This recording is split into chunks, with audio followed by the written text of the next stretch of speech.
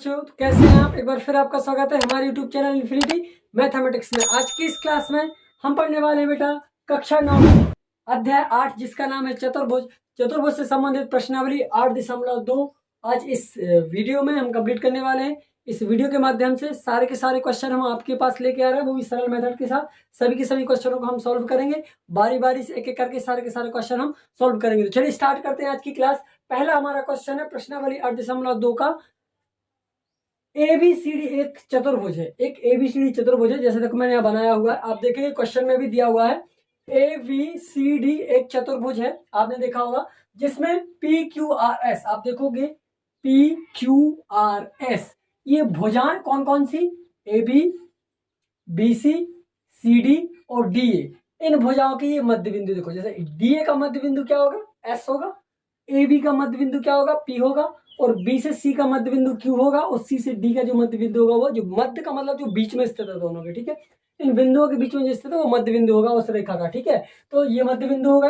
ए सी उसका एक विकर्ण है, आप देखोगे ए से सी दिया गया, ये विकर्ण है किसका, इस चतुर्भुज का विकर्ण दिया हुआ, ठीक है, विकर्ण है। तो हमें दर्शाइए क्या रहा कि पहला एस आर, आप देखोगे कि जो एस आर है मतलब ये वाली ये रेखाखंड है जो, वो समांतर किसके, एसी के, इस एसी के इस भुजा को हमें इस भुजा के समांतर बताना है। और एक जो एस आर है, ये एस से आर है जो भुजा, वो क्या है, एसी की, इस एसी इसका हाफ है, इस एसी की आधी है, ये भी हमें सिद्ध करना है। और एक चीज हमें बताना कि जो पी क्यू है, ये पी क्यू है, ये इक्वल है किसके, एस आर के, ये पी क्यू को इस एस आर के इक्वल हमें दिखाना है। इक्वल दिखाने के लिए हमें बताना पड़ेगा कि ये एक वर्ग है या समचतुर्भुज, ये बताना पड़ेगा, तो ये इक्वल हो जाएंगे, ठीक है। ये तीन कंडीशन हमें सेटिस्फाई करके बतानी है, इस क्वेश्चन के थ्रू हमें ये सॉल्व करनी है। तो इस क्वेश्चन मैंने बताया था आपको मध्य बिंदु प्रमेय, मध्य बिंदु प्रमेय का यूज होगा इन सारे क्वेश्चनों में, मध्य बिंदु प्रमेय का यूज होगा। उस प्रमेय का उपयोग करके हम सारे के सारे क्वेश्चनों को सॉल्व करेंगे, और वो प्रमेय भी आप समझ जाओगे। जब हम क्वेश्चन सॉल्व करेंगे तो सारा का सारा प्रमेय आपको क्लियर हो जाएगा। चलिए तो स्टार्ट करते हैं, पहला क्वेश्चन था, इसका सॉल्यूशन स्टार्ट करते हैं, है ना। ये हमारा पहला क्वेश्चन है, चलिए इसको स्टार्ट कर लेते हैं जरा। आप देखेंगे इसमें जो पहले क्वेश्चन में हमें करना है, आप इस चतुर्भुज में देखिए जरा, इस चतुर्भुज का उपयोग करके हम करते हैं। इसमें हमें क्या करना है, जो कुछ दिया पे लिख लो यहाँ पे। हम एक त्रिभुज से स्टार्ट कर रहे हैं, एक हम त्रिभुज इसमें ले रहे हैं ए सी डी, ये त्रिभुज ले लेते हैं हम। क्या ले लेते हैं भैया यहाँ पे, ए सी डी। जैसे मैं एक त्रिभुज ले रहा हूँ ए सी डी, ये वाला त्रिभुज इतना लेके चल रहा है, और एक त्रिभुज बन रहा है ये ए सी बी, एक त्रिभुज ये बन रहा है और एक त्रिभुज हमारा ये बन रहा है। इन दोनों त्रिभुजों को लेकर हम क्या करेंगे, सॉल्यूशन करेंगे। तो पहला हम जो त्रिभुज ले रहे हैं वो क्या ले रहे हैं, ए सी डी में ये त्रिभुज हम लेके चल रहे हैं, और इसमें भी हमें मध्य बिंदु प्रमेय का यूज करना है। तो इसका हम यूज करके सॉल्व करने वाले हैं, देखिए जरा, ठीक है, एसीडी में। चलिए आप यहां देखेंगे इसमें एस, ये मध्य बिंदु है, ये मध्य बिंदु, ये मध्य बिंदु, ये मध्य बिंदु, हमने त्रिभुज लिया है ए सी डी, ये इतना त्रिभुज लिया है। तो आप यहाँ देखेंगे कि जो एस भुजा है, ध्यान से देखो भैया क्या है, एस, एस जो एस है वो भुजा एडी का, किसका, एडी का, या डी ए लिख सकते हो आप, कि जो भुजा एस भुजा है, एस भुजा डी ए का मध्य बिंदु है। देख लीजिए आप, है क्या, बिल्कुल है सर, मध्य बिंदु है। ये हमें दिया हुआ है, ये दिया है, आप यहाँ लिख सकते हो बाजू में, ये हमें क्या है सर, दिया है। आप इसी त्रिभुज में आप देखोगे जो आर है, इसी हम कहते हैं इस त्रिभुज की बात कर रहे हैं, ए सी डी, इस त्रिभुज की बात कर रहे हैं हम। फिर त्रिभुज लेंगे हम ए सी वी, इस त्रिभुज की बात करेंगे। तो आप यहाँ देखो इसमें एडी में क्या मध्य बिंदु एस है, अब इस डीसी या सीडी का मध्य बिंदु क्या है, आर है। तो आप यहाँ लिख सकते हो कि आर भुजा किसका, आर है जो भुजा डीसी का मध्य बिंदु है। आप देख लीजिए उसमें डीसी का मध्य बिंदु है। ये भी सर हमें दिया हुआ है, ये भी हमें दिया है, आप उसमें देखिए क्वेश्चंस में दिया है, बिल्कुल देख लीजिए।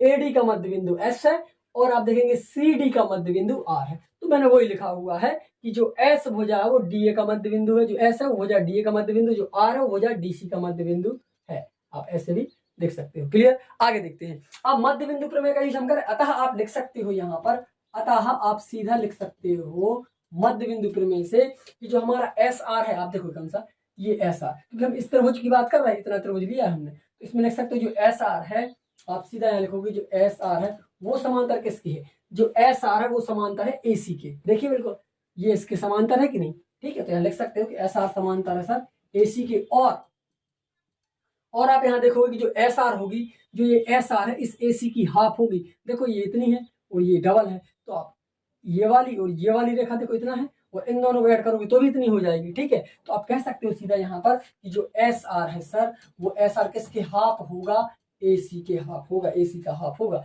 एक कहाँ से सिद्ध हो गया ये, यहाँ लिख दो मध्य बिंदु प्रमेय से, मध्य बिंदु प्रमेय से। और मध्य बिंदु प्रमेय क्या कहता है कि जब किसी त्रिभुज में, एक त्रिभुज हमारा बन रहा है, इस त्रिभुज में आप देखोगे कि जो मध्य बिंदु है उनको मिलाने वाली एक रेखा और इस त्रिभुज की एक जो आधार है कोई भी रेखा है, जब दोनों क्या होती है, समांतर होती हैं, तो जो उसकी जो समांतर रेखा ए सी है वो उस दूसरी समांतर रेखा का आधा होती है, तो ये उसका आधा होती है। मध्य बिंदु प्रमेय से भी आप यहाँ लिख सकते हैं, और इसको तो समीकरण नंबर 1 दे दिया हमने। ठीक है, ये हो गया। आप दूसरा त्रिभुज यहाँ देखोगे, आप दूसरा पे कुछ सॉरी दूसरा नहीं, इसमें दूसरी कंडीशन क्या है कि जो पी क्यू एस आर के बराबर है, जो आप देंगे यहाँ पे जो पी क्यू है वो इस एस आर के बराबर, हमें ये सिद्ध करना, मतलब ये दोनों भुजाएं हमें बराबर आपस में बराबर सिद्ध करनी है। तो इसके लिए हम क्या करेंगे, आप यहाँ देखोगे कि जो बिंदु पी हो किस कहाँ पे, यहाँ से स्टार्ट करेंगे हम, देखो यहाँ भी लिखेंगे हम त्रिभुज ए सी डी में, ए सी डी क्या, ए सी बी लेना चाहिए मेरे हिसाब से, ए सी बी ले लो आप, है ना, ए सी बी, ए सी बी लो आप, ए सी बी में, है ना, ए सी बी में। अब ए सी बी में देखोगे, आप ए सी बी में आप देखोगे एक जे मध्य बिंदु, एक जे मध्य बिंदु है, तो जो ए बी का मध्य बिंदु वो पी है और जो बी सी का मध्य बिंदु है वो क्यू है। तो हम यहाँ लिखेंगे भैया, यहाँ लिख लीजिए आप कि पी भुजा किसका, पी भुजा ए बी का मध्य बिंदु, ए बी पे आ रहा था, लिख दीजिए भुजा पी भुजा ए बी का मध्य बिंदु है, यहाँ लिखेंगे हम मध्य बिंदु है।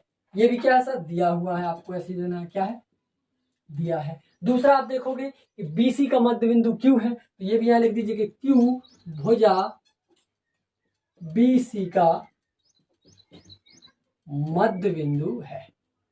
ठीक है, ये कहां से, ये भी सर हमें दिया हुआ है चित्र में, आप देख लीजिए। और यहाँ पे भी लिखा हुआ है कि पी क्यू आर एस जो भुजा A B B C C D और डी ए के मध्य बिंदु, हमें ये दिया हुआ है सीधा, तो आप यहाँ लिख सकते हो कि हमें दिया है सर, इसलिए हम ये लिख रहे हैं यहाँ पे। तो अब यहाँ से क्या कर सकते हो आप, यहाँ से आप लिख सकते हो, अतः जैसे हमने यहाँ किया था, क्या कहा था कि जो एस आर भुजा थी, ये वाली भुजा इसके समांतर थी। यहाँ भी आप देख सकते हो जो पी क्यू है वो किसके समांतर होगी, पी क्यू, यहाँ पे पी क्यू समांतर होगी सर, यहाँ पे भी जो पी क्यू है, यहाँ पे एस आर समांतर थी एसी के, तो यहाँ पे पी क्यू समांतर किसके होगी, पी क्यू समांतर होगी एस आर के, किसके, इस एस आर की समांतर होगी, बिल्कुल होगी सर, क्योंकि आप देखोगे कि जो एस आर है वो एसी के समांतर है, तो यहाँ पी क्यू भी किसके समांतर होगी, एस आर की समांतर होगी। ये भी हमने लिख दिया एस आर के समांतर, इसको दे दो आप समीकरण नंबर सॉरी यहाँ ए सी पी आर, और आप इसमें जो पी क्यू होगी, जो ये पी क्यू होगी, जो ये पी क्यू रेखा है वो किसकी आधी होगी सर, पी क्यू रेखा आधी होगी इस ए सी की, यानी तो हाफ बाई ए सी, इसको दे दो समीकरण नंबर 2। और ये कहां से सिद्ध किया हमने, मध्य बिंदु प्रमेय से, यहाँ लिख सकते हो ये मध्य बिंदु प्रमेय से हमने सिद्ध कर दिया, मध्य बिंदु प्रमेय से। ठीक है, मध्य बिंदु प्रमेय से हमने ये सिद्ध कर दिया, क्लियर हो गया। चलिए ये दोनों चीज हो गई, दो हमारे समीकरण आ गए। आप यहाँ देखेंगे समीकरण 1 व 2 से, यानी कि समीकरण 1 व 2 से अब दोनों को जरा हम अध्ययन कर लेते हैं। समीकरण दोनों, जो एस आर है वो आधी है किसकी, एसी की, और यहाँ देखो जो पी क्यू वो आधी है एसी की, मतलब जब ये दोनों बराबर है तो ये दोनों भी तो बराबर होंगी सर, ये एस आर इस पी क्यू के बराबर, क्योंकि जो एस आर का दूसरा भाग है वो क्या 1/2 एसी है, और जो पी क्यू का दूसरा भाग है वो 1/2 एसी है, मतलब इसकी जो दाएं पक्ष वाले भाग है दोनों बराबर है, तो इससे क्या होगा, बाएं पक्ष वाले भाग भी बराबर होंगे। तो यहाँ आप लिख सकते हो कि अतः, या सीधा लिख दो, अतः की जरूरत नहीं है, पी क्यू जो बराबर होगा, पी क्यू किसके बराबर हो, ये वाला P Q, A P Q इस एस आर के बराबर होगा, या एस आर बराबर होगा पी क्यू के, हम ये भी कर सकते थे। ठीक है, ये हो गया हमारा, ये हो गया क्वेश्चन नंबर फर्स्ट, ये हो गया क्वेश्चन नंबर सेकंड, ठीक है, और ये हो गया हमारा क्वेश्चन नंबर थर्ड। अब आप इसमें देखो, सॉरी ठीक है क्लियर, कोई दिक्कत नहीं, ये तीसरा दे दो इसको, कोई प्रॉब्लम नहीं, कोई दिक्कत नहीं। चलो अगला तीसरा हमें क्या सिद्ध करना है, जरा उसकी बात कर लेते हैं। तीसरा देखिए क्या सिद्ध करना है, आप देखोगे जो पी क्यू आर एस है, मतलब पी क्यू आर एस, ये चतुर्भुज जो बन रहा है वो कह रहा है कि एक समांतर चतुर्भुज है। ये कौन सा चतुर्भुज है, समांतर चतुर्भुज, जिसकी अब भुजाएं बराबर और क्या होंगी भैया, समांतर चतुर्भुज की बराबर होंगी भुजाएं और समांतर भी होती हैं। ठीक है, तो हमें क्या करना है, इसको सिद्ध करना। आप उसके लिए यहाँ जाइए, चलिए इस थर्ड को मैं यहाँ से सिद्ध कर रहा हूँ, यहाँ पे दिखेगा नहीं आपको, यहाँ से मैं थर्ड को सिद्ध कर रहा हूँ। ठीक है, तीसरा भी कर लेते हैं। तो आप देखो चतुर्भुज पी क्यू आर में, यहाँ लिख दीजिए आप चतुर्भुज पी क्यू आर एस में, जो हमारा चतुर्भुज पी क्यू आर एस है, इस चतुर्भुज में आप देखोगे कि हमने अब भी लिखा सर कि जो पी क्यू है वो समांतर है एस आर के। ये सिद्ध किया अभी, देखो जो पी क्यू है वो समांतर है एस आर के, बिल्कुल, और जो पी क्यू है वो बराबर है एस आर के। यहाँ लिख दो, और हमने ये भी सिद्ध किया सर कि जो पी क्यू है वो बराबर है एस आर के। इससे ये सिद्ध हो रहा है कि जो पी क्यू भुजा है ये वाली इस एस आर के समांतर है, और इसकी जो पी क्यू है वो एस आर के बराबर भी है। तो इससे क्या सिद्ध हो, जब आमने सामने की भुजाएं बराबर होती हैं तो वो समांतर चतुर्भुज होता है, ये सिद्ध हो जाता है। तो यहाँ लिख सकते हो, अतः पी क्यू आर एस एक समांतर चतुर्भुज है, चतुर्भुज है। जब आप समीकरण 1, 2, 3 का अध्ययन करोगे तो ये समझ में, जब इसकी जो पी क्यू भुजा है इस एस आर के समांतर भी है। तो समांतर चतुर्भुज की परिभाषा क्या होती है कि किसी भी चतुर्भुज में अगर भुजाएं समांतर हो, आमने सामने जो भुजाएं समांतर होती हैं और उनके आमने सामने की भुजाएं बराबर भी होती हैं, तो ये समांतर भी है। और कंडीशन क्या कह रही है, भुजाएं बराबर भी है, तो जिसकी भुजाएं समांतर हो और बराबर हो वो एक समांतर चतुर्भुज होता है। वही कंडीशन में यहाँ सिद्ध कर दिया था। हम कह सकते हैं कि पी क्यू आर एस क्या है, समांतर चतुर्भुज है। ये क्वेश्चन नंबर पहला मैंने बिल्कुल सरल तरीके से आपको सॉल्व करवा दिया है। आप इसका स्क्रीनशॉट ले लीजिए। चलते हैं नेक्स्ट पेज पर और नेक्स्ट क्वेश्चन की ओर। इसका स्क्रीनशॉट ले लीजिए बेटा, ठीक है। और समझ में नहीं आ रहा तो वीडियो को आप रिवर्स करके भी देखते रहिए, ठीक है, कोई प्रॉब्लम नहीं आएगी। चलिए क्वेश्चन नंबर सेकंड है भैया हमारा, ए बी सी डी एक सम चतुर्भुज है। हमें क्या करना है देखिए जरा। ये कह रहा है ए बी सी डी एक सम चतुर्भुज है और पी क्यू आर और एस क्रमशः भुजा A B B C C D और डी ए के मध्य बिंदु है। दर्शाइए कि जो पी क्यू आर एस वो एक आयत है। हमें आयत बताना है कि पी क्यू आर एस क्या, जो जो मध्य बिंदुओं से मिलकर जो आकृति बन रही है वो क्या है, एक आयत है। हमें ये सिद्ध करना है। थोड़ा सा ये क्वेश्चन लेंदी है, बड़ा है, तो ध्यान से करेंगे बेटा, है ना। थोड़ा सा बड़ा है पर है इजी, कोई प्रॉब्लम नहीं, इसमें बहुत इजी है। देखिए तो कैसे करना है जरा समझ लेते हैं क्या क्या हो रहा है। क्वेश्चन के अनुसार ये कह रहा है, पहले ए बी सी डी हम क्या कर लेते हैं, चतुर्भुज सम चतुर्भुज बना लेते, जिसकी सारी की सारी भुजाएं कैसी होगी, बराबर होगी। ये मान लीजिए हमारा सम चतुर्भुज हो जाएगा। ये बराबर हो गई क्या भुजाएं, हो गई है ना। ये हमारा सम चतुर्भुज मतलब चारों की चारों भुजाएं बराबर होनी चाहिए। चलिए ये हमारा सम चतुर्भुज हो गया। इसका हम नाम दे देते हैं ए बी सी और ये हो लास्ट हमारा डी। ये हमने सम चतुर्भुज की भुजाओं के नाम दे दिए। अब इसके मध्य बिंदु है पी क्यू आर एस। किसका, ए बी का क्या है पी, ए से बी का मध्य बिंदु है पी, और बी सी का है क्यू, बी से सी का मध्य बिंदु है क्यू, और जो आर मध्य बिंदु होगा सी डी का, सी से डी का मध्य बिंदु होगा आर, और एस होगा हमारा डी ए का मध्य बिंदु। चाहिए इनसे मिलकर ये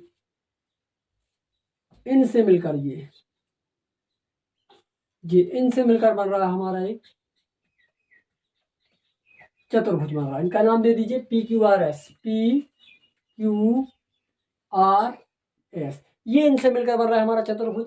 अब हमें क्या सिद्ध करना है कि जो पी क्यू आर एस बन रहा है, पी क्यू आर एस बन रहा है, ये क्या है, एक आयत है। हमें ये सिद्ध करना होता है। तो आयत की परिभाषा क्या होती है, हमें क्या करना है, इसमें से आयत का जो परिभाषा होती है मैं पहले भी आपको बता चुका हूं कि किसी भी आकृति को अगर हमें आयत सिद्ध करना है तो उसका कोई भी एक कोण हमें 90 डिग्री का सिद्ध करना होगा। अगर इसमें से कोई भी एक एंगल अगर हम 90 डिग्री का प्रूफ कर पाए तो वो ये सिद्ध हो जाएगा कि ये क्या होता है, एक आयत होता है। चलिए तो स्टार्ट करते हैं, आयत है कि नहीं। चलिए चेक कर लेते हैं जरा, हल करना है हमें। अब यहाँ देखेंगे कि दिया क्या है। तो दिया में आप पहले तो क्या लिखोगे, दिया में आप लिख सकते हो कि ए बी सी डी क्या है, ए बी सी डी एक सम चतुर्भुज, ये हमें दिया हुआ है।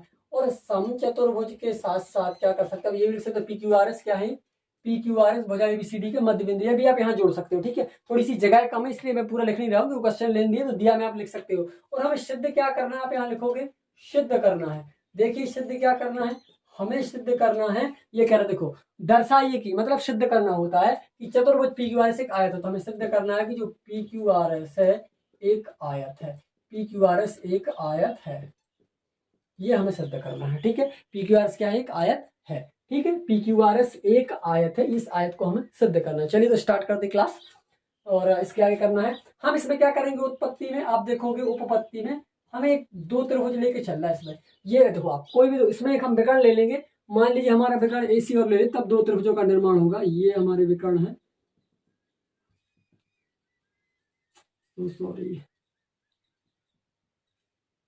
ये विकर्ण हो गया, ठीक है। तो एक त्रिभुज हमारा बन जाएगा ए सी डी और एक बन जाएगा ए सी बी। ये दो त्रिभुज बने, दोनों त्रिभुजों को लेके हम सॉल्व करेंगे। तो आप देखोगे यहाँ त्रिभुज ADC में, ठीक है, ADC में आप देखोगे ADC में जो S है वो DA का मध्य बिंदु, आप यहाँ लिखिए, आप वैसे ही स्टार्ट करना है, S AD का मध्य बिंदु है। मध्य बिंदु ये क्या भैया, आप लिख सकते हो सर दिया है, ये मैं पहले बचा चुका हूं। अब इसके बाद आप और क्या लिख सकते हो, आप देखोगे यहाँ इस त्रिभुज में ADC ले रहा हूँ, कौन सा ले रहा हूँ, ADC, तो एक मध्य बिंदु ये आ रहा है, एक मध्य बिंदु ये आ रहा, तो ऐसा आ गया, अब क्या बचा R, तो यहाँ लिखोगे R किस भुजा का, जो R है वो CD का मध्य बिंदु, किसका, CD का मध्य बिंदु है। ये भी हमें क्या है दिया हुआ है, चलिए ये भी हम लिख लेते हैं कि S है जो AD का मध्य बिंदु है, और जो R है वो CD या DC का मध्य बिंदु है। क्लियर हो गया। चलिए तो इनको मिलके हम क्या कह सकते हैं कि जो इसकी जो ये SR भुजा है वो इसके समांतर होती है। यही कहता है मध्य बिंदु में कि जो SR है वो समांतर है AC के, और एक चीज होती है कि जो SR होती है वो हाफ भी होती है किसके, AC के। इसको दे दो समीकरण नंबर 1। और ये कहाँ से आया, आपको पता है मध्य बिंदु प्रमेय से सिद्ध किया हमने, मध्य बिंदु प्रमेय से। ठीक है, अगला क्वेश्चन आप क्या करोगे, दूसरा त्रिभुज ले लोगे, इसी प्रकार आप दूसरा त्रिभुज ले लो, इसी प्रकार लिख के, इसी प्रकार आप कौन सा त्रिभुज ले लोगे, ABC या ACB।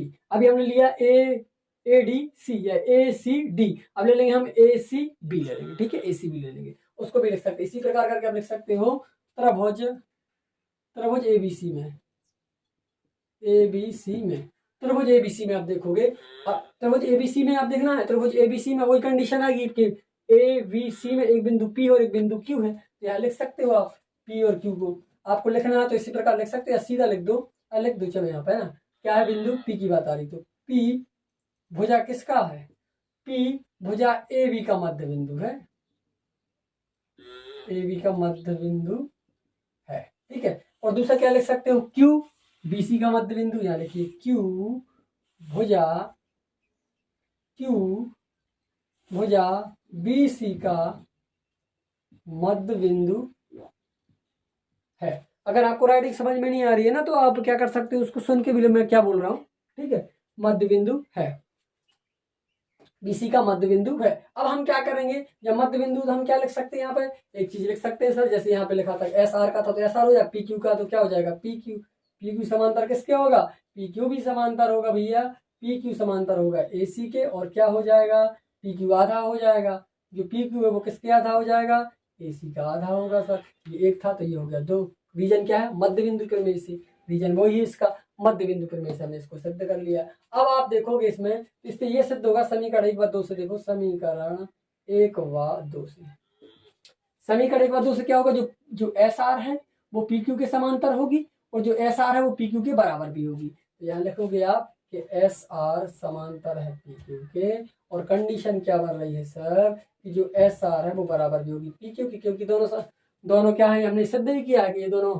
जो PQ समांतर है AC के और SR समांतर AC के, तो ये दोनों भी समांतर होगी, और जब ये दोनों बराबर हैं तो ये दोनों बराबर होंगे, ठीक है, ये भी मैंने बराबर सिद्ध कर दिया। अब आप इसमें देखोगे, अतः आप क्या कह सकते हो, आप कह सकते हो कि अतः PQRS एक समांतर चतुर्भुज है, इससे तो ये सिद्ध हो गया समांतर चतुर्भुज है। लेकिन अब हमें सिद्ध क्या करना है, PQRS समांतर चतुर्भुज तो हो गया, वो क्या रहा कि आयत है, तो आयत सिद्ध करने के लिए हमें कोई भी एक कोण को क्या बताना पड़ेगा, 90 डिग्री बताना पड़ेगा, 90 डिग्री का बताना पड़ेगा, ठीक है, तो 90 डिग्री और 90 डिग्री का हम बता देते हैं। चलिए स्टार्ट कर देते हैं आज की क्लास। इसके आगे क्या करना है देख लीजिए जरा, आप इसमें देखोगे, इसमें जो कोण बन रहा है जरा थोड़ी सी कसरत बढ़ जाएगी। अब चलिए स्टार्ट कर लेते हैं ना। आप यहाँ देखिए कि जो एक कोण बन रहा है, यहाँ पे कुछ कोण बने, जैसे इस त्रिभुज को ले हम APS, मतलब ये वाला कोण बनेगा, ठीक है, और ये वाला कोण बनेगा, और एक ये वाला कोण बनेगा, बनेगा बिल्कुल बनेगा। आप यहाँ देखेंगे एक ये वाला कोण बनेगा और एक ये वाला कोण बनेगा, बिल्कुल बनेगा। एक कोण ये बनेगा और एक कोण ये बनेगा, क्योंकि हम इसको बता दें 90 डिग्री का, इसको पूरे अगर हमने इसको 90 डिग्री का बता दिया, 90 डिग्री का बता देंगे तो ये आयत सिद्ध हो जाएगा, ठीक है। तो हम स्टार्ट कर लें, देखिए आप देखोगे यहाँ त्रिभुज, यहाँ से कर रहा हूँ मैं ना, थोड़ी जगह कम है इसलिए, ठीक। यहाँ देखिए आप त्रिभुज ले रहे हैं, हम त्रिभुज हम ले रहे हैं APS, देखो इस त्रिभुज को ले रहा है APS, इसको लेके चल रहे हैं, तो हमें ये मिल जाए जरा, क्योंकि इस एपीएस को लेके चलेंगे तो ये मिल जाएगा हमें, क्योंकि हमें इसकी जरूरत है। एक कोण हम 90 का बता देंगे, ठीक है। तो एपीएस में आप देखोगे कि जो एपी है, जो ये वाली एपी भुजा है यहाँ से यहाँ तक की, वो बराबर होगी किसके भैया, एएस के। वो बराबर होगी इस एएस के, यहाँ से एस तक की बराबर, क्योंकि ये मध्य बिंदु है। तो मध्य बिंदु क्या होंगे, मतलब ये आधी आधी दूरियां तो होंगी, ठीक है। ये दोनों बराबर हो गए, एपी बराबर हो जाएगा एएस। किस वजह से आपको समझ में आएगा। तो आप यहाँ तक इनको अगर हम नाम दे दें, नामकरण, जैसे हम इसको दे रहे हैं कोण नंबर 1 दे दिया हमने, ठीक है। एस को मैंने दे दिया कोण 1, इसको दे रहा हूं मैं कोण, इसको दे रहा हूं मैं कोण 2, क्लियर, बिल्कुल, ठीक है। इसको दे रहे हैं हम कोण 3, और इसको दे रहा हूं मैं एक्स, और भी आप दे सकते हो, इसको दे रहा हूं मैं 4, मतलब 4 दे रहा हूं, और इन दोनों को, ठीक है, इस कोण को हमने नाम दे दिया 1 2 3, और इसको 4 दे दिया, ठीक है। 1 2 3 4 करके दे दिया हमने। तो आप यहाँ देखोगे कि एपी में क्या बन रहा है, कोण ए से पी के बीच कोण क्या बन रहा है, एपी के सामने कोण बन रहा है 1, और जो ए एस इसके सामने कोण क्या बन रहा है, 2 बन रहा है, ठीक है। तो यहाँ लिख देंगे हम 2, क्लियर हो गया, बिल्कुल हो गया सर। इसी प्रकार देखोगे आप, इसी प्रकार आप देखो बीपी क्यू में, एक ले रहा हूं मैं बीपी क्यू, बीपी क्यू ये वाला ले रहा हूं। अब ये वाला लूंगा तो इसमें आप देखोगे बीपी क्यू में क्या होगा, इसका जो कोण तीसरा होगा वो बराबर होगा कोण चौथे के, ये तीसरा कोण चौथे के बराबर होगा, क्लियर हो गया, बिल्कुल सर। अब इसमें देखो आप एक ले लो, अब एक क्या होता है, जो आमने सामने एक कोण होते हैं, कंडीशन होती है कोण ए धन कोण बी होते हैं, मतलब अगर जो दो दो भुजा है, ये तिर्यक भुजा हो, तो इन दोनों के जो सामने ये कोण बन रहे हैं ना, आसन्न कोण, वो क्या होंगे, 180 डिग्री होते हैं। यहाँ हम लेके चल रहे हैं 180 डिग्री, क्यों लिया, आप लिख सकते हो समचतुर्भुज के आसन्न कोण, यहाँ से ले रहे हैं किससे, समचतुर्भुज के आसन्न कोण, समचतुर्भुज के आसन्न कोण, समचतुर्भुज के, ये समचतुर्भुज पूरा, तो इसके आमने सामने के आसन्न कोण हो गए, दोनों के इनका योग होता है 180 के बराबर होता है, ठीक है। एक सीधी रेखा कोण 180 के बराबर होता है, इसलिए हमने धन बी बराबर 180। आप यहाँ देखें कोण ए का मान क्या है, कोण ए का मान जो रहेगा, कोण ए का मान हम रख ले रहे हैं यहाँ पे 1, अब सबका नाम दे रहा कोण ए कर लेंगे, कोण 1 सॉरी, कोण ए धन कोण 2 धन कोण ए, समझो जरा, इनको जोड़ रहे हैं हम, कोण 1 कोण 2 और कोण ए, तीनों का योग कितना होता है, 180 होता है। ये कंडीशन आपने पढ़ी है कि त्रिभुज के तीनों कोण आगे 180 अंश होता है, ये हमने ले लिया यहाँ से। अब यहाँ मान भरेंगे, अगर आप मान भरोगे तो देखोगे, अब इस साइड कर लोगे तो कोण 3 कोण 4 और हो जाएगा कोण बी, बराबर कितना होता है, 180 डिग्री होता है, ठीक है, 180 डिग्री होता है। अब आप इन दोनों को जोड़ोगे तो 1 3, यहाँ लिखेंगे हम कोण 1 धन कोण 3 कोण 2 धन कोण 4 धन कोण ए धन कोण बी बराबर 180 180 कितना हो जाएगा, 360 हो जाएगा, ये जोड़ लिया हमने, ठीक है। चलिए अब जोड़ लेते हैं जरा, क्या कंडीशन बन रही है, कोण 1 है कोण 2 के बराबर, तो यहाँ रख रहा हूं मैं कोण 2, जो कोण 3 है वो किसके बराबर है, कोण 4 के बराबर है, कोण 3 की जगह हम रख रहे हैं कोण 4, ये इसके बराबर है, कोण 2 की जगह क्या, तो कोण 2 ही लिखा रहने दो, कोण 4 की जगह कोण 4 लिखा रहने दो, ए धन बी बराबर क्या है 180, यहाँ लिख रहा हम 180, तो एक और एक कितने 2 हो गए ये, और 2 हो गया 4, तो 2 को हम कॉमन ले रहे हैं, तो लिख रहे हैं हम कोण 2 धन कोण 4 बराबर 180, सॉरी धन 180, चलिए सीधा कर रहा हूँ मैं, ये 360 था, इसको हम 180 को इस साइड लेगा तो ऋण के 180 होगा, ठीक है। तो ये हो जाएगा कोण 2 धन कोण 4 बराबर 180, ये 2 आ जाएंगे बट्टी में, इसको काट दोगे तो 90 आ जाएगा आंसर। तो कोण 2 धन कोण 4 बराबर हो गया 90 डिग्री, कोण 2 और कोण 4 कितना हो गया, 90 डिग्री आ गया, कोण 2 और कोण 4 90 आ गया, इन दोनों को मिला के 90 आ गया, ठीक है। अब क्या बचा, ये एक्स बचा, इन तीनों को जोड़ दो 180 होता है, तो लिखोगे यहाँ एवं, आ रहा आपको दिख रहा है शायद, हमारे हिसाब से आपको लुक नहीं हो रहा होगा, ठीक है। चलिए यहाँ से मैं यहाँ कर दे रहा हूँ, आपको दिखेगा नहीं, यहाँ से कर रहा हूँ मैं, ठीक है। इन तीनों कोण को हमें जोड़ना है, यहाँ करेंगे एवं, तीनों को जोड़ेंगे तो आंसर आ जाएगा, तीनों को ऐड कर दो, कोण 2 कोण 4 कोण एक्स, तीनों का योग होगा 180 होता है सर। 2 और 4 का मान कितना है 90, यहाँ रख दीजिए 90 डिग्री, धन कोण x बराबर 180। तो कोण x बराबर कितना आ जाएगा 180, और इस 90 को इस साइड ले जाएंगे तो पक्षांतर होगा तो ऋण के हो जाएंगे। तो कोण x बराबर 180 में से 90 गया, 90 आएगा। ये हमारा x का मान क्या आ गया 90। ये ठीक है, ये कितना आ गया भैया 90 डिग्री आ गया। और यही हमें सिद्ध करना था। तो ये जब हमने बताया था कि आयत का कोई भी अगर एक कोण, किसी भी आकृति का एक कोण अगर हम 90 डिग्री सिद्ध कर देते हैं तो इससे ये सिद्ध हो जाता है कि वह एक आयत है। अब लिख दो सीधा यहाँ, अतः पी क्यू आर एस एक आयत है। पी क्यू आर एस क्या है, आयत है। और ये आपने सिद्ध कर लिया। ठीक है, पी क्यू आर एस क्या भैया आयत है। बहुत ही इंटरेस्टिंग क्वेश्चन था, बहुत ही बढ़िया क्वेश्चन था। आप देखोगे ध्यान से उसको समझोगे तो सारा क्वेश्चन आपको समझ में आ जाएगा। ठीक है, इसका स्क्रीनशॉट ले लीजिए बेटा। चलते हैं नेक्स्ट क्वेश्चन पर, नेक्स्ट पेज की ओर। स्क्रीनशॉट ले लीजिए। चलिए अगला क्वेश्चन है थर्ड बेटा हमारा। थर्ड क्वेश्चन है कि ABCD एक आयत है। ठीक है, ABCD एक आयत है जिसमें आप देखोगे कि PQRS क्रमशः भुजाओं ABBCD और DA के मध्य बिंदु है। ठीक है, चलिए तो पहले हमें क्या कर लेते हैं, एक आयत बना लेते हैं। आयत क्या होता है, जिसके आमने सामने की भुजाएं बराबर होती है। ये वाली भुजा, ये दोनों बराबर होंगी और ये दोनों बराबर होंगी। देखिए, ये वाली भुजा इसके बराबर होगी, ये वाली भुजा इसके बराबर होगी। एक आयत है, इसमें जो मध्य बिंदु है नाम दे रहा हूं मैं ABC है, जो इसके बिंदु पहले ABCD करके या PQ, हाँ ABCD करके एक आयत है। ठीक है, अब इसके मध्य बिंदु दे रहा हूं मैं, जैसे इसका P है, इसका Q है, इसका R है और ये S है। तो PQRS करके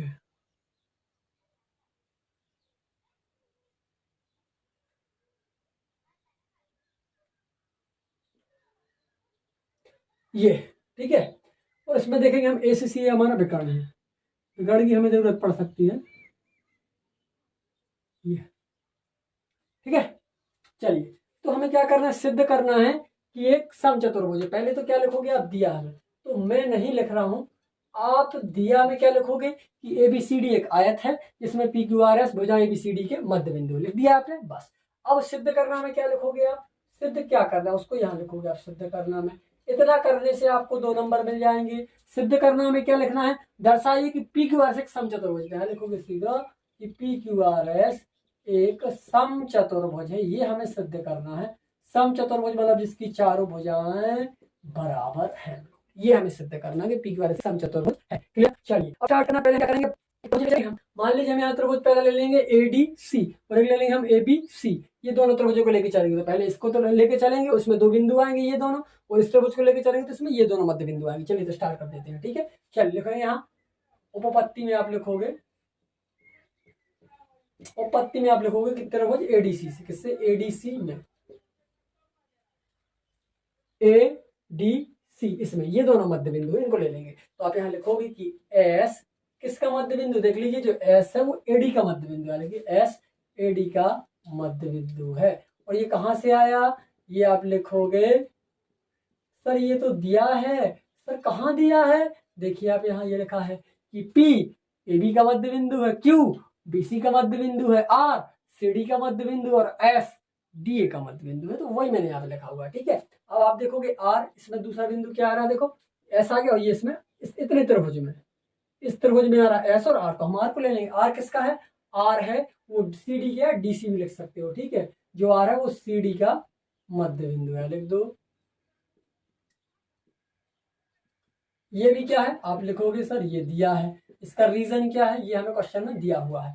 अब आप देखोगे कि जो अब ऐसी कंडीशन में जब ये दोनों मध्य बिंदु है, तो जो मध्य बिंदु को मिलाने वाली रेखा होती है वो तीसरी रेखा के कैसी होती है, समांतर होती है। तो सीधा लिखोगे आपके जो SR है वो समांतर होगी AC के।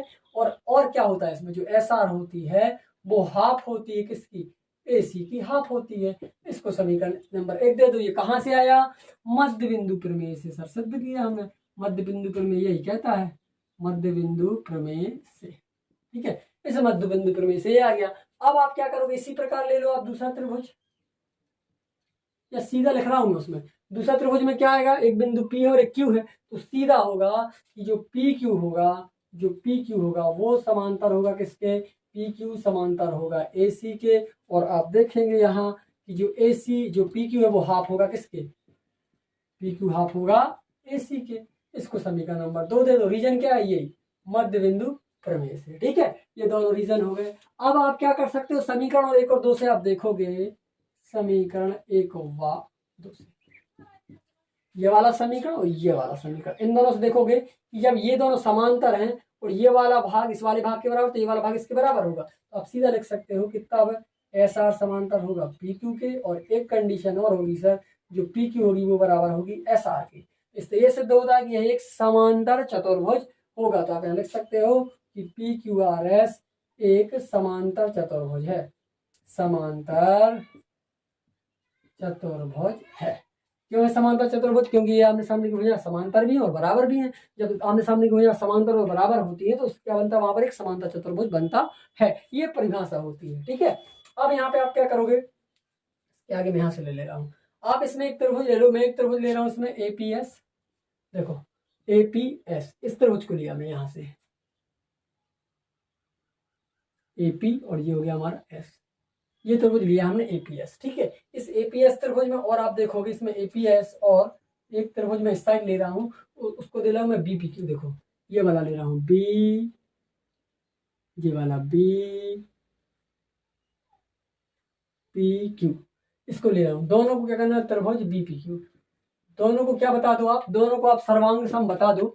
सर्वांग सम बता दोगे तो इसके संगत भाग बराबर आ जाएंगे, सीधी बात। तो मैं दे रहा हूँ यहाँ पे, आप यहाँ देखो जो AP है वो BP के बराबर होगी। आप यहाँ लिख सकते हो कि AP बराबर BP। क्यों होगा AP बराबर BP? क्योंकि आप लिख सकते हो कि जो P है वो AB का मध्य बिंदु है, इसलिए मध्य बिंदु है तो दोनों बिंदुओं के बीच की दूरी समान होगी, मध्य बिंदु है, इसलिए AP बराबर BP हो गया। आप यहाँ देखोगे कि जो कोण A है वो बराबर होगा कोण B के, ये वाला जो कोण है वो बराबर होगा कोण B के, क्योंकि जो ABCD है वो क्या है? आयत है, तो आयत के कोण कितने के होते हैं? 90 डिग्री के होते हैं। लिख दो आप प्रत्येक 90। दो चीज हो गई। तीसरी चीज और क्या होगी? तीसरी चीज आप देखोगे इसमें जो हमारा A से S वाली है, ये जो AS है वो बराबर होगी BQ के। क्या होगी सर? ये भी मध्य बिंदु है, इसलिए S बराबर BQ होगी। अतः आप क्या कह सकते हो? तीन चीजें होगी, तो आप कह सकते हो कि जो त्रिभुज APS है वो सर्वांग सम होगा त्रिभुज BPQ के। और क्यों होगा? क्योंकि हमने बता दी इसकी तीन चीजें और इसकी तीन चीजें, तीन जो चीजें हैं, भुजा है या कोण, जो भी चीज है वो बिल्कुल बराबर है। जब तीन चीज बराबर होती है, कंडीशन होती है कि दोनों त्रिभुज में क्या होते हैं? सर्वांग सम होते हैं। और सर्वांग सम में तो आप कह सकते हो कि जो PS होगा हमारा, मतलब जो P से S होगा वो बराबर होगा PQ के। क्यों होगा? बस CPCT से। क्यों सर? CPCT से। जब तो त्रिभुज सर्वांग सम होते हैं तो उसके संगत भाग, चाहे कोण हो चाहे भुजाएं हो, सबके सब बराबर होते हैं। ठीक है, इसलिए ये क्या हो गया? PQ बराबर आ गया PS। ठीक है, और अतः आप क्या कह सकते, जब इनकी ये भुजाएं बराबर आ गई हैं, ये भुजाएं बराबर आ गई हैं, तो अतः आप कह सकते हो, अतः क्या सिद्ध करना था? PQRS, तो लिख सकते हो कि PQRS एक समचतुर्भुज है। क्यों है? क्योंकि इसकी चारों भुजाएं हमने सिद्ध कर दी बराबर है। जब ये दोनों बराबर आए तो सीधी बात है ये दोनों भी बराबर आए, क्योंकि वो भी मध्य बिंदु पर है। ठीक है, इसलिए ये भी बराबर, इसलिए आप कह सकते थे PQRS एक समचतुर्भुज होगा या समचतुर्भुज है। इसी के साथ थर्ड क्वेश्चन, जो तीसरा क्वेश्चन है, मैंने सॉल्व कर दिया, बहुत ही इजी तरीके से भी किया है। आप इसका स्क्रीनशॉट ले लीजिए बेटा। चलते हैं नेक्स्ट पेज पर, और नेक्स्ट क्वेश्चन क्यों, क्वेश्चन नंबर 4, 5, 6 भी हमारे रह गए हैं, उसको भी हम अभी कंप्लीट करने वाले हैं। चलिए इसका स्क्रीनशॉट ले लीजिए फास्टली। चलिए अगला क्वेश्चन है भैया हमारा 4th। आपको मैंने बोला बुक साथ में रखना। ठीक है, 4th क्वेश्चन थोड़ा सा लंबा है तो मैं यहाँ लिख नहीं रहा हूँ। ठीक है, करने में परेशानी होगी। देख लीजिए क्वेश्चन नंबर 4th ये रहा हमारा। ABCD एक समलंब है जिसमें AB समांतर DC है और साथ ही BD एक विकर्ण है और E भुजा AD का मध्य बिंदु है। E से होकर एक रेखा AB समांतर खींची गई जो BC को F पर प्रतिच्छेद करती है। दर्शाइए कि F भुजा BC का मध्य बिंदु। ये इसका फिगर दिया हुआ है, चित्र दिया हुआ, ये देखिए आप बना हुआ। चलिए इसको हम करते हैं सॉल्व। ठीक है, क्वेश्चन आपको बुक्स में से पढ़ना है, समझ लीजिए क्वेश्चन को। ठीक है, और क्योंकि यहाँ पे जगह कम इसलिए मैं क्वेश्चन को राइट नहीं कर रहा हूँ। ठीक है, तो हमें क्या करना है इस क्वेश्चन में, सिद्ध करना है पहले तो कि ABCD एक समलंब है, तो एक समलंब चतुर्भुज ABCD एक समलंब चतुर्भुज ये दिया हुआ है। क्लियर हो गया? फिर जिसमें AB समांतर, जो AB भुजा है ये समांतर है CD के, ये भी हमें दिख रही है कि समांतर है। क्लियर है? ठीक है, साथ ही आप देखो BD एक विकर्ण है। आप देखोगे यहाँ से B और D में विकर्ण है, तो ये विकर्ण है, बिल्कुल दिया हुआ है, आप समझ लीजिए BD एक विकर्ण है। और E भुजा AD का मध्य बिंदु, और जो E भुजा है वो इस ए डी का मध्य बिंदु ई है और सी बी का मध्य बिंदु एफ होगा। क्लियर है? बिल्कुल है। ठीक है, ई से होकर ए बी एक समांतर रेखा खींचिए जो बी सी को एफ बिंदु पर प्रतिच्छेद करती है, जो बी सी को एफ बिंदु पर प्रतिच्छेद करती है। हो रहा क्लियर? ठीक है, अब बताना है कि दर्शाइए कि जो एफ भुजा है वो बीसी का मध्य बिंदु है। जो एफ भुजा है ये हमें दर्शाना है, इस बीसी का ये मध्य बिंदु है, बताना कि ये मध्य बिंदु है कि नहीं। ठीक है, चलिए तो स्टार्ट करते हैं। क्या करना, आप इसमें क्या एक त्रिभुज लेके चलेंगे, हम ले लेंगे त्रिभुज इसमें एक ए बी डी में, हम त्रिभुज लेके चल रहा है ए बी डी। हमने एक त्रिभुज लिया ए बी डी, इस त्रिभुज को, एक त्रिभुज हो जाएगा हमारा बी सी डी, एक हो जाएगा ए बी डी और एक हो जाएगा बी सी डी। तो अभी हम लेके चल रहे हैं ए बी डी, मतलब इस त्रिभुज को लेके चल रहे हैं। ठीक है, तो ए बी डी में आप देखोगे जो भुजा ई है, यहाँ लिखोगे ई, भुजा ए डी का मध्य बिंदु किसका है? ए डी का मध्य बिंदु है, मध्य बिंदु है। इस ए डी का मध्य बिंदु क्या है? ई है, वो हमने यहाँ पे लिख लिया है। और ये क्या है सर? दिया है, आप यहाँ लिख सकते हो कि हमें दिया हुआ है, इसलिए हमने यहाँ पे लिखा है। ठीक है, अब आप देखोगे तथा इसमें क्या होता है, जब इसका मध्य बिंदु होता है तो हम क्या लिख सकते हैं कि जो ई जी होगी, जो इसकी ये रेखा ई जी होगी, जो ई जी है वो किसके समांतर होगी सर? वो समांतर होगी इस ए बी के समांतर होगी। ठीक है, ये लेके चलते हैं। ये भी हमें क्या दिया है, तो उसमें दिया भी है कि जो ई जी है वो ए बी के समांतर है। तो अतः देखोगे, सॉरी एवं जी देखोगे आप, जो ये जी बिंदु है, आप यहाँ लिखो कि जी भुजा किसका मध्य बिंदु है? जी बी डी का मध्य बिंदु है। देख लो आप, बी डी का मध्य बिंदु है। जो जी है वो इस बी से डी का मध्य बिंदु ये जी है। ठीक है, ये हमने उसमें दिया। तो इसी प्रकार आप क्या करोगे, दूसरा त्रिभुज देखोगे। हमने एक त्रिभुज लिया, अब दूसरा त्रिभुज आप क्या ले लोगे? मैंने बोला था बी सी डी, एक हमने भी लिया था ए बी डी, अब हम ले लेंगे बी सी डी, ये वाला त्रिभुज ले लेंगे। अब इसमें देखते हैं, अब इसमें आप देखोगे जो जी भुजा है, जो जी है वो किस भुजा का? बी डी का मध्य बिंदु है। जी देखो, जो जी है इस बी डी का मध्य बिंदु, यहाँ लिखेंगे जी डी, बी डी का मध्य बिंदु है, वही हमने यहाँ लिखा है, मध्य बिंदु है। तो आप क्या कर सकते हैं, इसमें ये दर्शा सकते हो कि जो एफ जी वो किसके समांतर होगा? डी सी के समांतर होगा। ये भी हमें दिया है, वहां देखोगे आप, ये दिया हुआ है। ठीक है, इससे लिख दिया, हमें दिया है। अतः आप कह सकते हो, अतः जो एफ है वह भुजा बी सी का मध्य बिंदु होगा, बस मध्य बिंदु होगा। ये हमें सिद्ध करना था, तो हमने सीधा लिख दिया कि एफ, जो एफ होगा वो क्या होगा? इस बी सी का मध्य बिंदु होगा, क्योंकि इसका मध्य बिंदु ये है, इसका मध्य बिंदु ये है, तो सीधी सी बात है बी सी का मध्य बिंदु भी एफ ही होगा। बिल्कुल ठीक है, ये इजी तरीके से मैंने समझा दिया है, इसका स्क्रीनशॉट ले लीजिए भैया। ठीक है, अगले क्वेश्चन पर चलते हैं और अगले पेज पर। बहुत ही सरल था, कोई दिक्कत नहीं थी इसमें। चलिए क्वेश्चन नंबर 5 है, देखिए बेटा, एक समांतर चतुर्भुज ए बी सी डी, एक समांतर चतुर्भुज ए बी सी डी, समांतर ये वाली भुजा इसके बराबर, ये वाली भुजा इसके बराबर, एक दूसरे के समांतर भी होती है। ठीक है, और एक ई और एफ क्रम था, जो ई है और ये एफ है, ये भुजाएं ए बी और सी डी के मध्य बिंदु है। ए बी का मध्य बिंदु ई है और डी सी का मध्य बिंदु एफ है। तो दर्शाना है कि जो रेखाखंड ए एफ होगा, ए से एफ होगा, और जो रेखाखंड ई सी है और जो रेखाखंड ई से सी है वो क्या करता है? बी डी को, मतलब बी से डी को 1, 2, 3 भागों में विभाजित करता है। ये हमें सिद्ध करके बताना है। ठीक है, अब सिद्ध करके बताना है तो थोड़ा सा डिफिकल्ट होगा, है ना, लेकिन फिर भी हम इसको सिद्ध करके बताएंगे। थोड़ा सा लेंथी क्वेश्चन है, ध्यान से देखेंगे सभी लोग। ठीक है, सबको समझ में आएगा, और बुक्स को आपको साथ में रखना है। ठीक है, ध्यान से पढ़ना है आपको, हर एक क्वेश्चन को लगाना है, प्रैक्टिस करनी है। आप इसमें से करो, फिर आप रफ में भी करके चेक करो आपसे आ रहा है कि नहीं आ रहा है, आपको प्रैक्टिस करनी पड़ेगी। ठीक है, जब आप बार बार प्रैक्टिस करोगे तो क्वेश्चन आने लगेगा। हो सकता है एक बार में आपको समझ में ना आए, आप वीडियो को रिवर्स करके देखो, प्रैक्टिस करो तो आने लगेगा। ठीक है, कोई प्रॉब्लम नहीं है, उसको बार बार करो तो जरूर आएगा। चलिए इसको सॉल्व करते हैं। पहले तो आप देखो इसमें जो चतुर्भुज है, देखिए इसमें जो चतुर्भुज है उसका नाम क्या दे दें हम? ए बी सी डी है। इसमें देखो A B C D, A B C D, ये चतुर्भुज है। ठीक है, ये हमने चतुर्भुज ले लिया। अब आप इसमें देखोगे जो इसकी भुजा ए बी है, आप देखेंगे कि जो भुजा ए बी है वो किसके समांतर होगी? सी डी के समांतर होगी और इसके बराबर भी होगी, क्योंकि समांतर चतुर्भुज की परिभाषा क्या होती है? समांतर चतुर्भुज की जो सामने सामने की भुजा होती है वो बराबर भी होती है और समांतर भी होती है। ठीक है, तो बराबर भी है और समांतर भी, इसलिए हमने दोनों क्या ले लिया? बराबर ले लिया। अब देखो, अगर आप इनका आधा करोगे, ए बी का आधा और आपने किया सी डी का आधा, ये हमने दोनों का आधा आधा कर दिया। अगर आप क्या करोगे, जब ए बी का आधा करोगे तो ए बी का आधा क्या होगा? ए ई होगा और ई भी होगा, ये आधा पार्ट होगा। तो आप इसको लिख सकते हो ए ई, क्या लिखोगे आप? ए ई। इससे मध्य बिंदु आ जाएगा। ए बी का आधा क्या है? बीच में मध्य बिंदु ई है, तो इसको क्या लिख सकते हैं? ए ई। और जो सी सी डी है उसका आधा क्या हो जाएगा, सी एफ हो जाएगा। तो सी डी का आधा हो जाएगा सर सी एफ। जो सी डी का आधा वो हो जाए सी एफ। क्यों क्यों किया आपने, आप यहाँ इसका रीजन दे दो कि चूंकि जो ई और एफ है, ई और क्या है, ई और जो एफ है वो क्रमशः किस किस के, ए बी और ए बी व सी डी के क्या है, मध्य बिंदु। आप लिख दो यहाँ मध्य बिंदु है, मध्य बिंदु है। इस वजह से ये हमने लिखा यहाँ पर। अब आप देखोगे ये चतुर्भुज, हम दूसरा चतुर्भुज अगर यहाँ पर ले, जरा सा हम चेंज करते हैं। ये चतुर्भुज हमने भी ए बी सी डी लिया था, ए बी सी डी। अगर अब हम चतुर्भुज यहाँ पर क्या ले, अगर हमने यहाँ पर चतुर्भुज ए ई सी एफ में, ध्यान से देखेंगे, अब हमने यहाँ पे चतुर्भुज क्या ले लिया, ए ई सी एफ। अभी हमने ये पूरा इतना इतना और इतना और इतना लिया था, अब हम ले रहे हैं ए ई सी और एफ, ये वाला पार्ट ले रहे हैं इतना। इस पार्ट में अगर आप देखोगे, इस पार्ट में आपको देखने मिलेगा कि जो ए ई भुजा है, जो ए सी ई वाली भुजा वो किसके बराबर होगी, ई सी के बराबर होगी सर, या सी एफ के बराबर होगी। सी से एफ दिया ना, सॉरी, सी एफ के बराबर होगी। ठीक, क्यों, ऊपर ये हमें दिया गया है, लिख लो यहाँ ऊपर, ये देखो ए ई सी एफ, ये सिद्ध किया, ऊपर सिद्ध किया हमने, लिख लो ऊपर सिद्ध किया।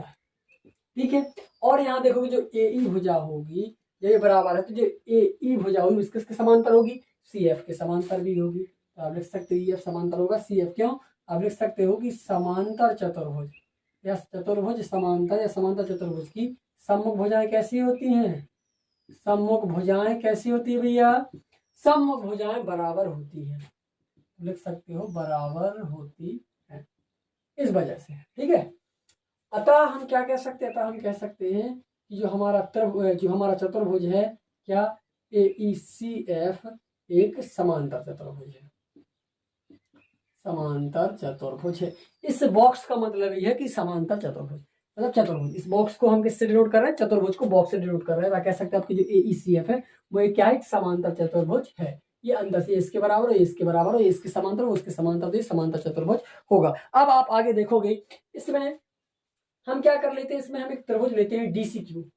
इसमें एक त्रिभुज लेते हैं हम डी सी और क्यू, ये वाला पार्ट डी सी क्यू, ये वाला पार्ट लेके चलते हैं। ठीक है, इसको लेके चलते हैं। हम यहाँ लिखेंगे कि त्रिभुज डी सी क्यू में आप देखोगे इस डी सी क्यू में कि जो एफ भुजा है, देखो इस डी सी क्यू में एक भुजा ये एफ है, देखो ये या बिंदु आ रहा है, तो आप लिखोगे जो एफ है वो भुजा किसको, डी सी का मध्य बिंदु किसका, देख लीजिए आप, जो एफ है वो किसके बीच आ रहा है, डी और सी के बीच आ रहा है, मतलब डी सी का मध्य बिंदु क्या होगा, एफ होगा। हमने त्रिभुज लिया है डी सी क्यू, इतना त्रिभुज ले रहा है ये डी सी क्यू, तो इन दोनों के बीच में एफ स्थित, इससे सिद्ध होता है कि जो डी सी है वो एफ का जो एफ है वो डी सी का मध्य बिंदु होगा। तो यहाँ ये क्या हमें दिया है, आप लिख भी सकते हैं कि ये दिया है सर हमें।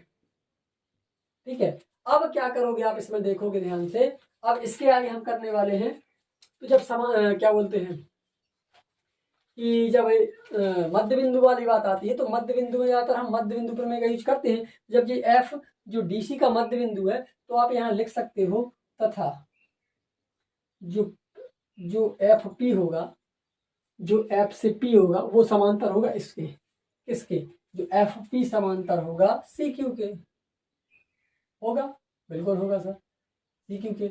और जो पी होगा आप लिख सकते हो अतः पी भुजा डी क्यू, देखो जो बिंदु पी होगा वो इस डी क्यू का मध्य बिंदु होगा। पहले को भुजा पी डी क्यू का मध्य बिंदु है, मध्य बिंदु है।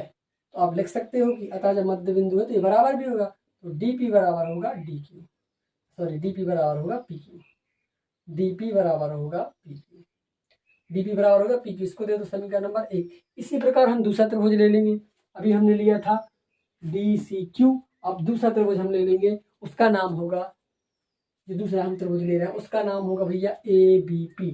एक त्रिभुज हम ले रहे हैं, यहाँ से कर रहे हैं त्रिभुज ए बी पी में। अब हम त्रिभुज ले रहे हैं ए बी पी, अभी हमने लिया था डी सी क्यू, अब हम ले रहे हैं ए बी पी, तो इसमें मध्य बिंदु क्यू आएगा।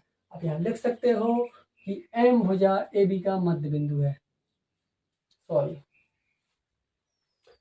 कुछ हम मध्य बिंदु ले रहे हैं क्या, पी, क्या भुजा आ रही है, क्यू आ रही है ना, क्या आ रही है, हमने ए बी पी ले रहा है ना, ए बी पी, तो इसमें मध्य बिंदु क्यू आ रहा है, ठीक है। क्यू भुजा ए बी का मध्य बिंदु है, ऐसा लिख दो।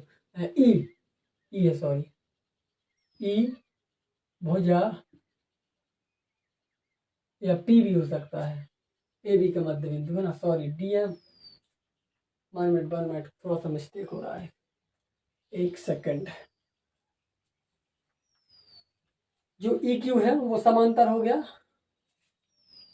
ए बी पी में, हाँ सॉरी ई ले रहा है, ठीक है ठीक है, त्रिभुज ए बी पी में, ए बी पी में हम क्या ले रहे हैं, जो हमारी भुजा ई है, तो यहाँ लिखो ई भुजा किसका, जो ई है वो ए बी का मध्य बिंदु है, लिखो भुजा ए बी का मध्य बिंदु है, मध्य बिंदु है, ठीक है। अब मध्य बिंदु तो क्या कह सकते हो, आप कह सकते हो जो ई क्यू होगा वो समांतर किसके होगा, ए क्यू समांतर होगा ए पी के, इस ए पी के समांतर होगा, आप लिख दो ए पी के समांतर होगा। तो जो क्यू भुजा है, जो क्यू देखो आप, जो क्यू किसका मध्य बिंदु है, क्यू भुजा पीवी का, पीवी का मध्य बिंदु है। इससे आप क्या लिख सकते हो, इससे लिख सकते हो आप कि जो पी क्यू होगा वो बराबर होगा क्यू बी के। इसको दे दो समीकरण नंबर 2, और इसको दिया हमने समीकरण नंबर 1, उसको दिया समीकरण नंबर 2। तो समीकरण 1 व 2 से आप देखोगे, समीकरण 1 व 2 से, समीकरण 2 डी, सॉरी डी पी बराबर क्या है, डी पी बराबर पी क्यू है, डी पी बराबर पी क्यू और पी क्यू बराबर क्यू भी है, तो डी पी बराबर हो जाएगा क्यू बी, डी पी बराबर क्या हो जाएगा क्यू बी। अब यहाँ लिख सकते हो कि डी पी बराबर क्यू बी, और इसके बराबर हो जाएगा Q P Q, P Q भी हो जाएगा। अब ये तीनों चीजें बराबर आ गई, इससे क्या सिद्ध होता है, जो रेखाखंड ए एफ और ई सी है, रेखाखंड बी डी को लिख दो अतः रेखाखंड कौन सा, बी डी है ना, बी डी है, या रेखाखंड ए एफ और सी एफ ले रहे हम, ए एफ और ई सी, ए एफ और ई सी, रेखाखंड ए एफ बा ई सी क्या करता है, विकर्ण बीडी को, विकर्ण बीडी को समत्रिभाजित करता है, क्योंकि ये बराबर आ गया, देखो डी पी, डी से पी की दूरी बराबर आ गई है, पी से क्यू की दूरी बराबर आ गई है, और क्यू से बी की दूरी बराबर, मतलब ये 3 बराबर भागों में बांट रहा, तो लिख सकते हो कि विकर्ण बीडी को समत्रिभाजित करता है। इसी के साथ क्वेश्चन नंबर 5 हमारा कंप्लीट हो गया भैया, इसका भी आप क्या करिए स्क्रीनशॉट ले लीजिए। क्वेश्चन नंबर 5 का स्क्रीन, लास्ट क्वेश्चन बचा हमारा 6, उसको भी हम अभी कंप्लीट करने वाले, इसका स्क्रीनशॉट ले लीजिए फास्टली से, जल्दी से लास्ट क्वेश्चन को और कंप्लीट कर लेते, इसके साथ हमारी एक्सरसाइज कंप्लीट हो जाएगी। चलिए क्वेश्चन नंबर हमारा 6 है भैया, इसको मैं सीधा सॉल्व कर रहा हूँ, बुक्स को आप साथ में रखेंगे, ठीक है। एबीसी एक त्रिभुज है, चलो इसको हम बना लेते हैं। क्या एबीसी एक त्रिभुज है, जैसे मैंने लिया ये एक हमारा एबीसी एक त्रिभुज है, जैसे ये बोल रहा है वैसा हम करते जा रहा है। ये हमारा एक एबीसी एक त्रिभुज है, एबीसी एक त्रिभुज है, इसका नाम दे दे रहा हम एबीसी, इसका नाम दिया मैंने ए, इसका दे दिया मैंने बी, इसका दे दिया सी। ये कह रहा है कि सी समकोण, मतलब सही बना अपना, सी समकोण, ये समकोण है 90 डिग्री का रहेगा, ठीक है, समकोण है। और ये कह रहा है कि कर्ण ए बी के मध्य बिंदु एम, कर्ण ए बी का जो मध्य बिंदु एम रहेगा, मतलब ए बी का मध्य बिंदु, मतलब यहाँ से ये जाएगा, ये मध्य बिंदु जो बनेगा वो एम होगा, इसका मध्य बिंदु एम से होकर बीसी के समांतर एक रेखा खींची गई है, बीसी के समांतर एक रेखा, ये बीसी है तो इसके समांतर ये रेखा खींची गई, मान लो ये रेखा खींची गई है, एसी को डी पर प्रतिच्छेद करती है, एसी को बिंदु डी पर, इसको डी नाम देते हैं, डी पर प्रतिच्छेद करती है। दर्शाइए कि पहला डी भुजा एसी का मध्य, जो डी है वो एसी का मध्य बिंदु है, ये सिद्ध करना है। और एम डी जो एम से डी बन रहा है, ये लंब एसी पर लंब है, ये भी सिद्ध करना है। और हमें करना है कि जो सी एम है, सी से एम है, ये भुजा बराबर है एम ए की, इस एम से ए के बराबर है, और ये आधी है, इस ए बी की आधी हाफ है, ये हमें सिद्ध करना है। चलिए तो इसको हम सॉल्व करते हैं, स्टार्ट करते हैं, कैसे करना है, बहुत ही इजी, कोई दिक्कत नहीं। हम इसमें पहले क्या करना है, हमने क्वेश्चन आपको समझा दिया, इस चित्र को देख के हमें सॉल्व करना है। आप क्या करेंगे, इसमें हम एक त्रिभुज ले रहा है पहले एबीसी, मैंने एक त्रिभुज लिया एबीसी, मैंने पूरा त्रिभुज ले लिया ए वी सी करके, ये त्रिभुज हमने ले लिया, ठीक है। इस त्रिभुज को लेके चलेंगे, और आप यहाँ देखोगे इसमें जो एम है, एम देखो बिंदु एम है ना भैया, ये बिंदु एम है, वो ए बी का मध्य बिंदु, अब यहाँ लिखोगे कि एम भुजा ए बी का मध्य बिंदु है, मध्य बिंदु है, ये मध्य बिंदु हमने ले लिया, ठीक है। तो यहाँ क्या हो जाएगा, आप देखोगे जब इसका मध्य बिंदु है तो जो डीएम है वो समांतर किसकी होगी, बीसी की होगी। जब ये मध्य बिंदु है तो जो डीएम होगा वो समांतर बीसी की होगी, सीधी बात। और ये हमने लिख दिया कि डीएम समांतर होगी बीसी। अतः आप कह सकते हो कि जो भुजा डी भुजा है, जो डी है, सॉरी, जो डी है वो किसका, जो ये डी है, यहाँ लिखो डी, जो भुजा एसी का मध्य बिंदु हुआ, जो डी है इस भुजा एसी का मध्य बिंदु भी हो गया। हमें दिख ही रहा है, आप दिया में भी लिख सकते हो, एसी का मध्य बिंदु होगा। ठीक है, किससे, मध्य बिंदु प्रमेय से, मध्य बिंदु प्रमेय से। ये मध्य बिंदु प्रमेय से हमारा क्लियर हो गया। ठीक है, अब मध्य बिंदु प्रमेय के बाद, ठीक है, अब मध्य बिंदु प्रमेय से सिद्ध हो गया। अब आप देखोगे यहाँ पर मध्य बिंदु प्रमेय के बाद हम इसमें दूसरा, ये पहला हमने सिद्ध कर दिया कि भुजा जो डी है वो एसी का मध्य बिंदु, ये पहला पॉइंट था तो हमने सिद्ध कर दिया। अब ये यहाँ पे पहला पॉइंट लिख दो, ये दूसरा पॉइंट हमें जो सिद्ध करना है, ये दूसरा पॉइंट है इसका कि एमडी समांतर, जो एमडी है वो समांतर है बीसी की। ये हमें फाइंड करना है, एसी के, सॉरी इस एसी के समांतर है, जो लंब है, सॉरी डीएम लंब है एसी के, ये हमें प्रूफ करना है। तो इसके लिए क्या करना पड़ेगा, आप देखोगे इसमें मैं एक कोण ले रहा हूं एडीएम, एक मैंने कोण लिया एडीएम, मतलब ये वाला कोण, ये कोण मैंने लिया। एक कोण हम इसके बराबर ले रहे हैं, वो कोण क्या होगा, एसीबी। आप देखोगे कि जो कोण एसीबी होगा ये वाला है एसीबी, ये भी 90 है, क्योंकि ये 90 है तो ये भी 90 होना चाहिए। तो ये दोनों बराबर ले, क्योंकि ये दोनों ये सीधा बन रहा है यहाँ पे तो 90 डिग्री का बनेगा, वो तो कंफर्म है। ये 90 पहले से, क्योंकि समकोण दिया हुआ है। ठीक है, ये दोनों बराबर होंगे। जब ये दोनों बराबर होंगे तो आप यहाँ लिख सकते हो कि जो एडीएम होगा वो क्या है, क्योंकि जो एसीबी है ये तो 90 है, तो इस एसीबी की जगह क्या लिख सकते हो आप, 90 डिग्री लिख सकते हो। इससे ये सिद्ध होता है कि एडीएम भी कितना होगा, 90 डिग्री होगा एडीएम, तो वो भी हमने क्या लिखा यहाँ पे, 90 डिग्री। ठीक है, अब अतः आप क्या कह सकते हो, 90 डिग्री आ रहा है, तो जब 90 डिग्री कोण बनता है तो इससे ये सिद्ध हो जाता है कि जो ये लंब, ये सीधी रेखा जो 90 कोण बन रहा है, ये सीधी वाली रेखा इस वाली रेखा पर लंब है, मतलब जो एमडी होगी या डीएम होगी वो एसी पर लंब होगी। ठीक है, या लिख सकते हो अतः एमडी या डीएम, कुछ भी लिख सकते हो, एमडी, जो एमडी है वो लंब होगी किस पर, एसी पर, क्योंकि 90 डिग्री आ गया तो सिद्ध हो गया। अब तीसरी कंडीशन हमें प्रूफ करनी है, थर्ड कंडीशन है इसकी। थर्ड कंडीशन है कह रहे जो सी एम बराबर है एम ए, जो सी एम है वो बराबर है एम ए के, इसके बराबर, ये हमें प्रूफ करना है कि ये वाली भुजा इस वाली भुजा के बराबर है। इसके लिए हम क्या करेंगे, आप देखोगे इसमें मैं त्रिभुज ले रहा हूँ एक ए एम डी, एक त्रिभुज लिया मैंने ए एम डी, और एक त्रिभुज हम ले रहे हैं सी एम डी। देखो ए एम डी ये वाला, और ये सी एम डी ये वाला, और ये वाला, दोनों त्रिभुज लेके चल रहे हैं हम। अब ये बराबर बताना, इससे सिद्ध क्या होगा, दोनों को हम सर्वांग सम बता देंगे तो भी हो जाएगा। तो दोनों को जब हम सर्वांग सम बताएंगे, क्योंकि इसके जब त्रिभुज सर्वांग सम हो जाएंगे तो इसकी ये सारी भुजाएं एक दूसरे के बराबर हो जाएंगी, क्योंकि यही होता है कि जब दो त्रिभुज सर्वांग सम होते हैं तो उसके संगत भाग बराबर होते हैं। तो इन दोनों को हम सर्वांग सम बता रहे हैं, तो इनकी ये वाली भुजा इसके बराबर, ये वाली भुजा दोनों बराबर, ये वाली भुजा इसके बराबर होगी। ठीक है, तो ये हम सिद्ध कर देंगे। चलिए, तो हम यहाँ देखेंगे कि जो एडी भुजा है वो बराबर है डीसी की। इसकी जो ए डी भुजा है वो डीसी, क्यों, क्योंकि एसी का मध्य बिंदु क्या है, डी है, इसलिए ये बराबर होगी। अगला आप देखोगे कि इसका जो कोण है एडीएम वो बराबर है सीडीएम के, जो इसका कोण बनेगा एडीएम वो बराबर होगा सीडीएम की, क्योंकि जब जे 90 बन रहा है तो यहाँ भी ये 90 का बनेगा। तो यहाँ लिख दो दोनों प्रत्येक 90 का, यहाँ लिख दो प्रत्येक 90 डिग्री का, इसलिए। ठीक है, प्रत्येक 90 का है। अब आप देखो इसमें जो भुजा डीएम है, एक भुजा जो डीएम है वो एडीएम और एडीएम और डीएमसी या सीएमडी, इन दोनों में ये भुजा कॉमन है डीएम दोनों में। यहाँ लिखोगे आप डीएम बराबर डीएम, क्यों लिख दो, यहाँ ये ओवाइनिस्ट है भैया, ओवाइनिस्ट है, इसलिए हम दोनों को लेके चल रहे हैं। ठीक है, ये दोनों में है तो कितनी, एक दो तीनों चीजें हो गई। अब तीनों चीजें होगी तो आप क्या कह सकते था, आप कह सकते हो कि त्रिभुज एएमडी सर्वांग सम होगा त्रिभुज सीएमडी के। और जब ये सर्वांग सम है तो इससे हमें सिद्ध क्या करना था, एम बराबर सीएम, तो आप लिख सकते हो कि जो एम है वो बराबर होगा सीएम के। क्या होगा, सीपीसीटी से। सीपीसीटी क्या कहता है कि जब दो त्रिभुज सर्वांग सम हो जाते हैं, जब दो त्रिभुज सर्वांग सम हो जाते हैं तो इनके संगत भाग, चाहे इनके कोण हो चाहे इनकी भुजाएं हो, वो आपस में बराबर हो जाती हैं। इसलिए जिसकी भुजा एएम है, जिसकी भुजा एएम है वो इसकी भुजा किसके इस CM के बराबर होगी, क्योंकि ये दोनों तरफ सर्वांग समिश्रण की भुजाएं भी बराबर होंगी। किससे? CPCT से। संगत भाग बराबर होते हैं। अतः परंतु, और आप लिख सकते हो परंतु जो AM होगा वो कैसा होगा? 1/2 होगा AM, सॉरी AM इसके इन सब के। क्यों?